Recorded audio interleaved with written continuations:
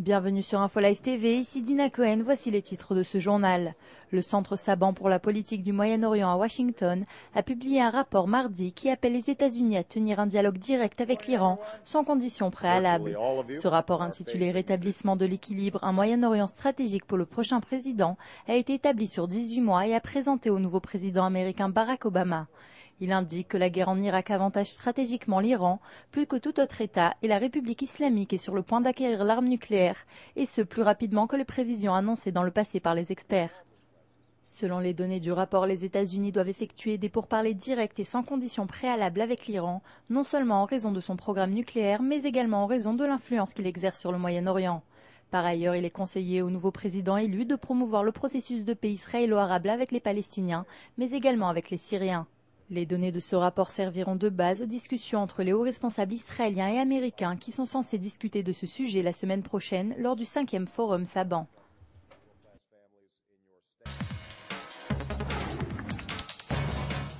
Le commandant de la région militaire centre d'Israël, le général Gadi Shamni, a signé mardi soir un ordre déclarant les quartiers palestiniens de Hebron zone militaire interdite.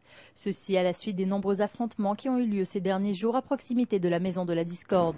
En effet, des affrontements ont éclaté entre habitants juifs de Hebron et palestiniens et les tensions sont particulièrement intensifiées ce mardi après qu'un jeune juif de 15 ans ait été grièvement blessé par un bloc de pierre lancé en sa direction par des Palestiniens.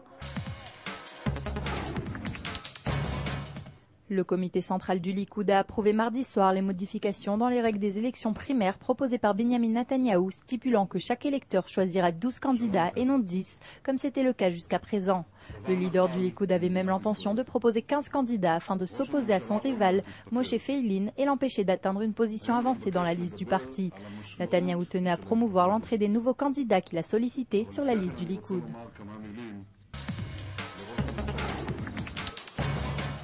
Selon une nouvelle disposition adoptée par le procureur général d'Israël Menachem Mazouz, les avocats qui reçoivent des informations sur une enquête de la police seront passibles d'une peine de prison d'1 an si ces données sont divulguées à la presse. Menachem Mazouz compte ainsi éviter que le cas de l'affaire d'Olmert se reproduise. L'enquête sur l'implication du Premier ministre Olmert dans des affaires de corruption a entraîné de nombreuses publications de données confidentielles dans la presse israélienne.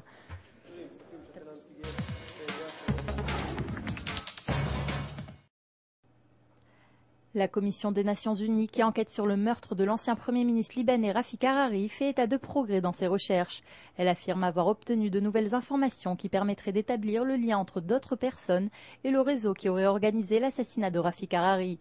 Cependant, l'identité de ces nouveaux individus liés au réseau criminel responsable de la mort d'Hariri n'a pas été rapportée.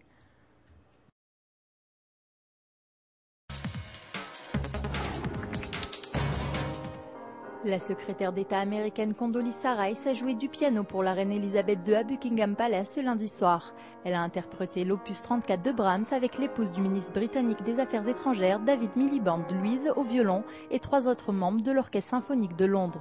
Elle effectuait son dernier voyage en Grande-Bretagne avant que le président élu Barack Obama prenne ses fonctions en janvier et qu'elle ne quitte les siennes. C'est la fin de ce journal. Merci de l'avoir suivi sur InfoLive TV, la première télévision israélienne qui diffuse en 4 langues depuis Jérusalem.